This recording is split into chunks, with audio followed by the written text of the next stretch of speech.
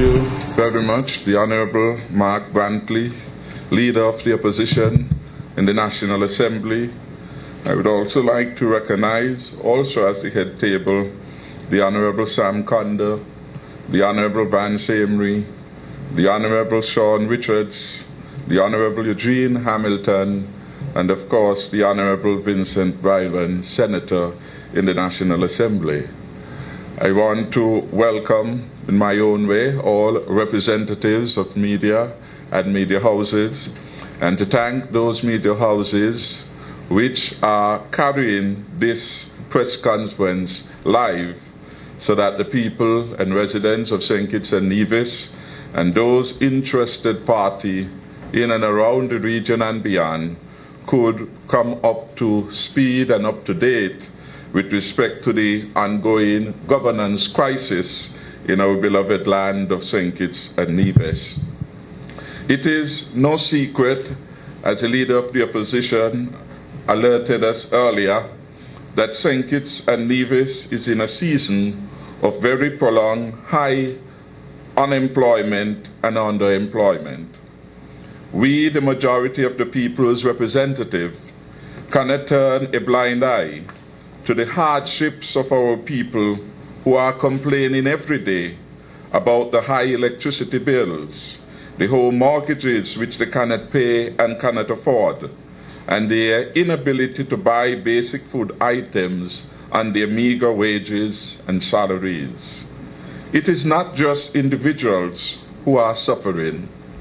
Businesses, large and small, are suffering too in the context of 5 years of economic contraction. Many of our small businesses have been forced to close down, creating further disappointment and disillusionment among our people. Our local business people are asking when this hardship will end, and they long for the day when a sensitive and competent government will pursue policies that put money in the pockets of the ordinary people and build a better and more vibrant middle class. As it stands, our parliament has been reduced to a laughing stock. The quorum in the House is often absent, and those on the government side never behave well. Our people deserve better, and we, the elected majority, are fighting for the betterment of all the people of St. Kitts-Nevis. By absenting ourselves from Parliament, we are bringing to the attention of the wider national, regional and international community the governance crisis in our country and the hardship of our people.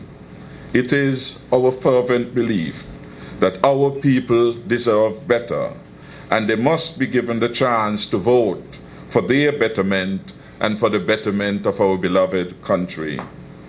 The ongoing deliberate neglect by the Speaker of the National Assembly, the Prime Minister and his administration of the obligation to ensure that the motion of no confidence which was delivered to the Clerk of the National Assembly on the 11th day of December 2012 is given the highest priority is a reckless disregard of the right of the people of this country to have a government of their choice, comprising the majority of elected representatives. It undermines our federation's already compromised confidence and credibility. It further weakens an already depressed investment climate and economy, and only serves to worsen the hardship being experienced by our people. For this we must hold the Prime Minister particularly responsible. By delaying the motion of no confidence, the Prime Minister has continued his pattern of calculated disregard for the rule of law, our Constitution, as well as the norms, principles, and traditions of good governance and democracy. Indeed, this very pattern of behavior represents one of the reasons that the motion was filed in the first place.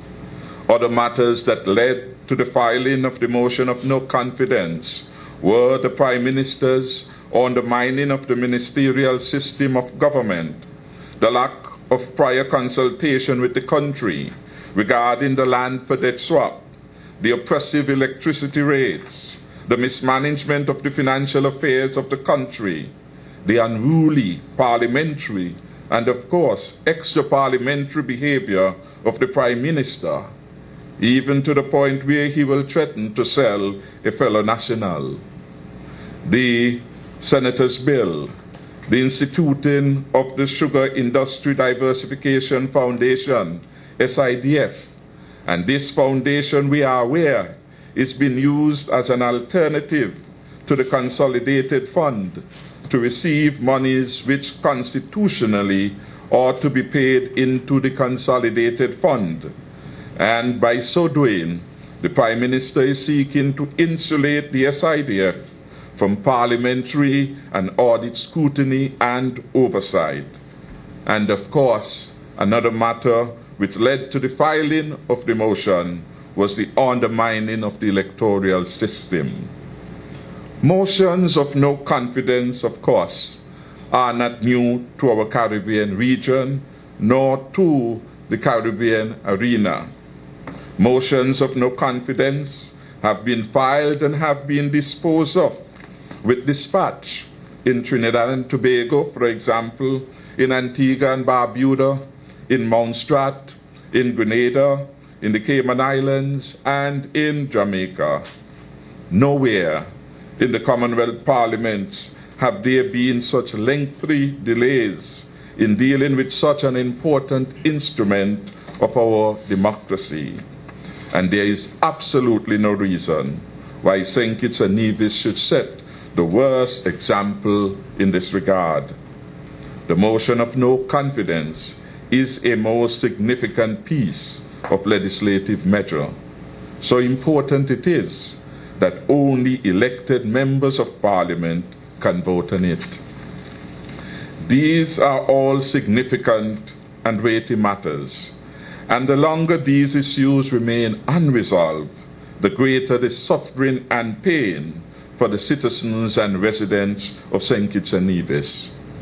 We gathered here love our people and we love our country too much to allow their continuing suffering and hardship by the ill-conceived and failed policies of Dr. Douglas.